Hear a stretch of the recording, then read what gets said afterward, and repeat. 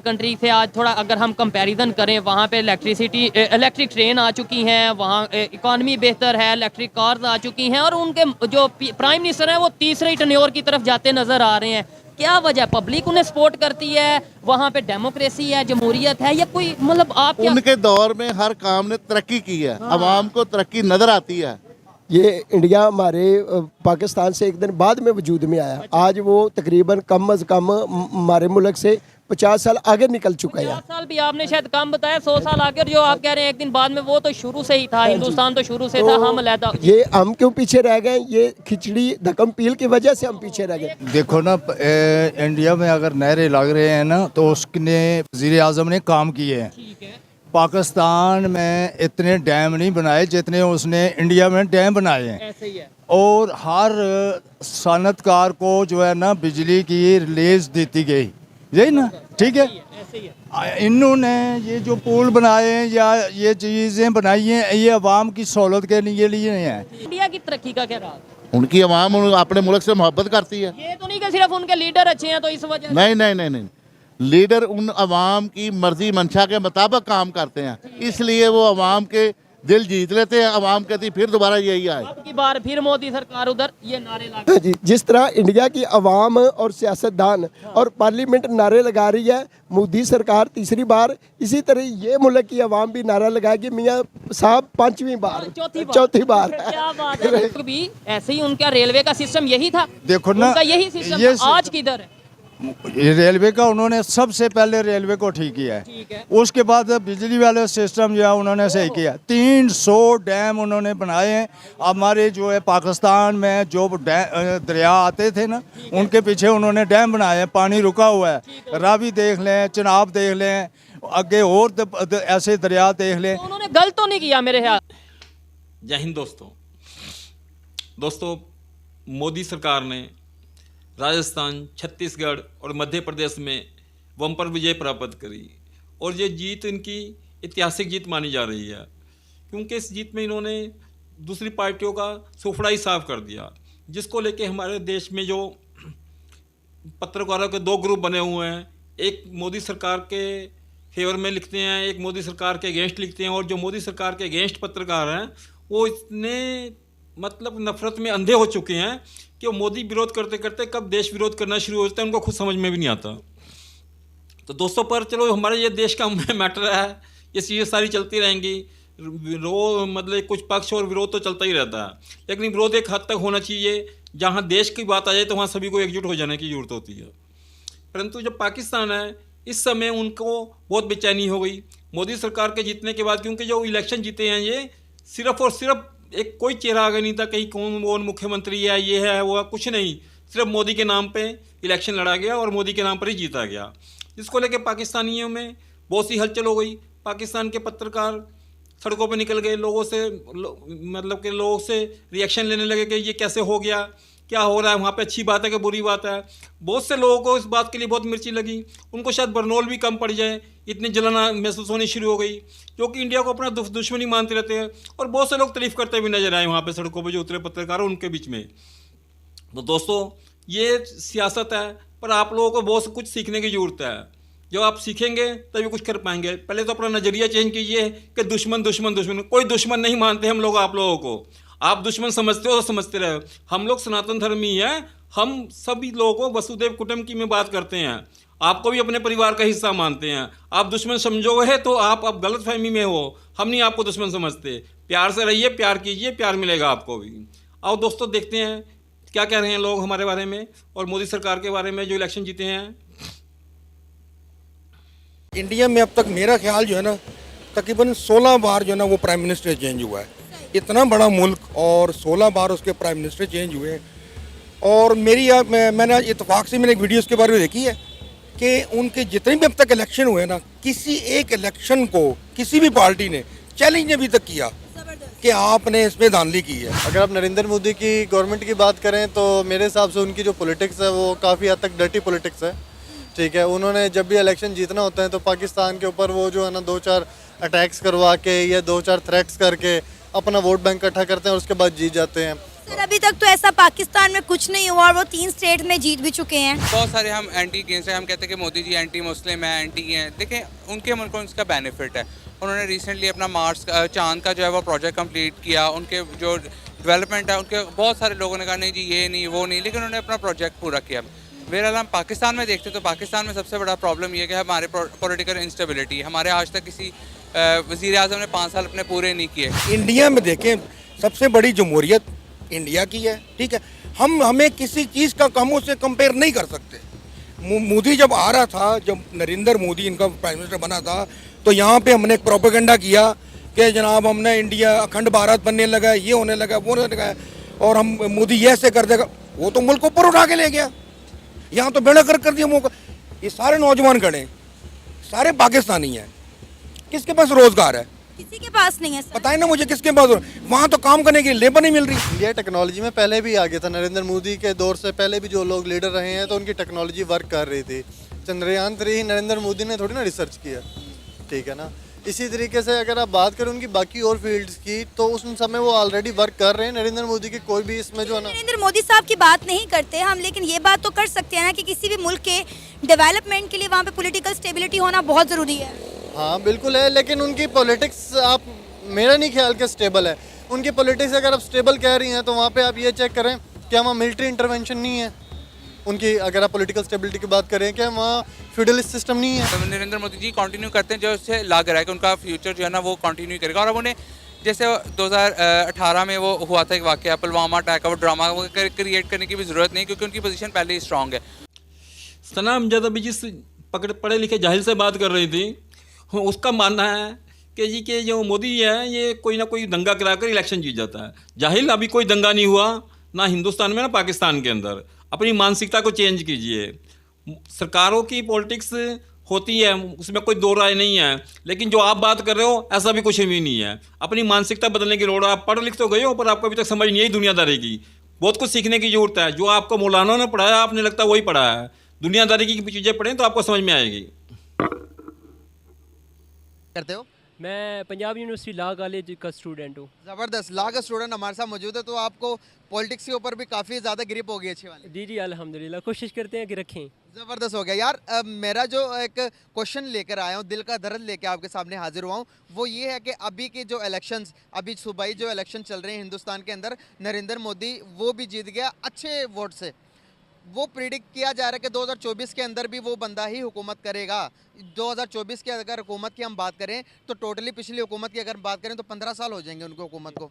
तो हमारे यहाँ पर कोई आधा भी नहीं टिक पाता, कोई पूरा भी नहीं कर पाता। दूसरे नंबर पर अगर देखें तो 15 साल वो और 30 साल जो सीएम रहे गुजरात के, 30 साल हुकूमत करेंगे। क्या कहना चाहेंगे इस बारे में? जी बिल्कुल, इसके पीछे नरेंद्र मोदी की जो सोच है, उनकी पॉलिटिक्स है, उनकी पॉलिसीज़ है ना, वो सारा कुछ इसके पीछे वो है, उसकी कामयाबी के पीछे।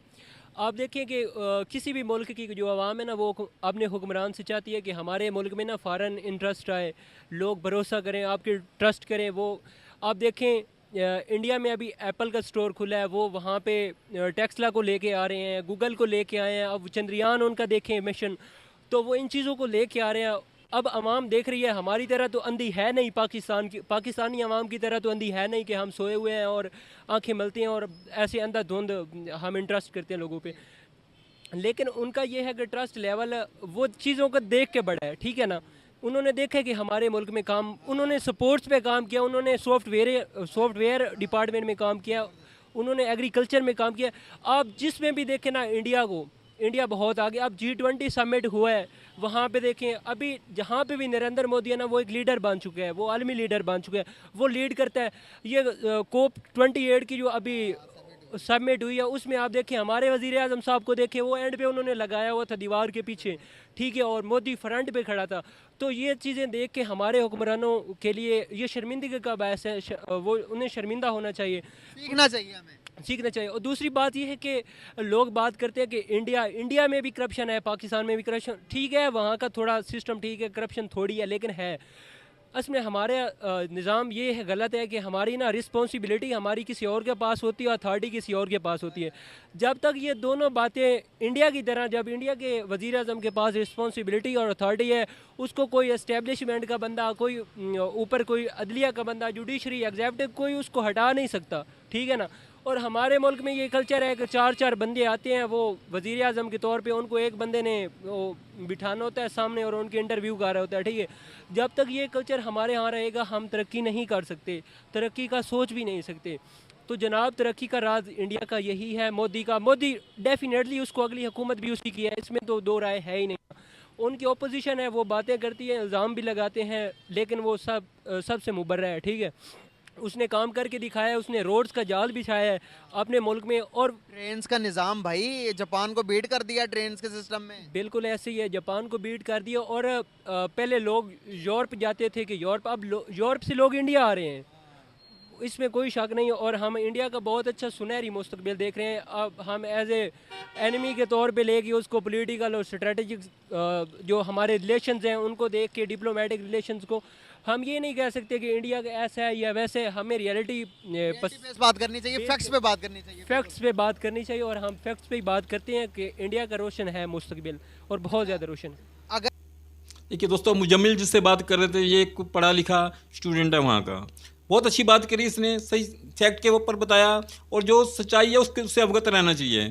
ज़रूरी नहीं है कि वो आपको ज्ञान कहाँ से मिल रहा है, सच्चाई होती है, उसके बारे में नॉलेज रखना बहुत ज़रूरी होता है आपको। वो करप्टी है, वो बिल्कुल भी अच्छे नहीं है। वजह बताएं ना। मुसलमानों के अगेंस्ट है, जो मुसलमानों के खिलाफ क्या किए? जैसे आप देखें फ़लस्तीन में जो कुछ भी हुआ है, फ़लस्तीन को तो उन्होंने खुद एड भिजवाई है, ट्रकों के ट्रक भर के। नहीं, रेड भिजवाई है तो उन लोगों के हेलीकॉप्टर उसके नाम के गायब भी हुए हैं ना, जिसके जरिए उन लोगों ने भिजवाई है रेड। किसके हेलीकॉप्टर? इंडिया के। ये औरत जो है ना, बेसिकली औरत को घर का वज़ीर दाखिला कहा जाता है।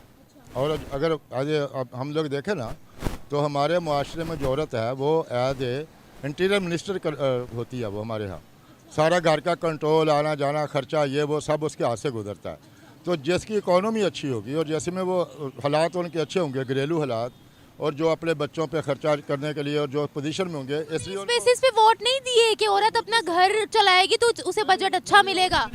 हम लोगों ने हर चीज़ से बाइकआउट किया ना, हम लोगों ने किसी के, हम यही कर सकते थे ना। बाइकआउट किया इसराइल के प्रोडक्ट से? हाँ जी, बाइकआउट किया बिल्कुल। एक यहाँ पर मैंने तो देखा है कि लोग खा रहे हैं ना, पेप्सी यहाँ पर पी रहे हैं, हमारे अपने खिलाड़ी पेप्सी की ऐड दे रहे थे, वहाँ जाकर यहाँ पर हर प्रोडक्ट तो उनकी इस्तेमाल हो रही है। किसको बाइकआउट किया है? नहीं, अब हम लोग जो मिडिल क्लास थे हम लोगों ने तो किया है। जो ये जो हैं बड़े लोग, ये लोग करते ही नहीं है किसी चीज़ को। ये लोग कहते हैं नहीं ये वो, तो इन लोगों के ट्विटर में भी यही है सब कुछ। अगर आप ये सब कुछ छोड़ रहे हो तो व्हाट्सएप भी छोड़ो, ये भी छोड़ो, वो भी छोड़ो।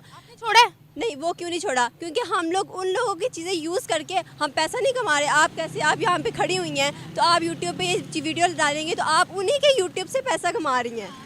बिल्कुल कमा रही हो आप। तो इससे तो हम अपना फ़ायदा उठा रहे हैं उन लोगों की चीज़ों से। इट इज़ एस्ट्रोफिजिक्स, और अगर आप देख लें स्पेस रिसर्च हैं, इतने ज़्यादा एयरक्राफ्ट कैरियर्स हैं हमारे पास। मेरे ख्याल से तक एक भी एयरक्राफ्ट कैरियर नहीं है।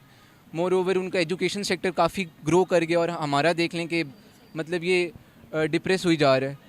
कि हम देखते हैं कि अगर कोई इनोवेटिव चीज़ है उसको हम इतनी जल्दी एक्सेप्ट नहीं करते हैं, और उसको काफ़ी मतलब हाइप क्रिएट कर देते हैं। हाइप तो नहीं क्रिएट करते, उसको नैरो करके उसको डिसरिगार्ड कर देते हैं, उसको कास्ट आउट कर देते हैं। और अगर कोई जैसे आ रहा है, जैसे यहाँ पर रेडियो आया तो पहले मौलवियों ने कह दिया कि रेडियो शैतानी फितना है, लेकिन अब वही रेडियो आप देख लें कि मस्जिदों में यूज़ हो रहा है अज़ानों के लिए। यूट्यूब चैनल भी बने हुए हैं सबके। पहले वो कहते थे कि कैमरा भी है, ये भी एक शैतानी फितना, और वो जिस भी उसको टर्म्स में उसको डिस्क्राइब करते थे। लेकिन अब आप देख लें कि जहाँ पर कोई लेक्चर होता है तो वहाँ पे सबसे पहले एक DSLR होता है और फिर मौलवी साहब खिताब करते हैं।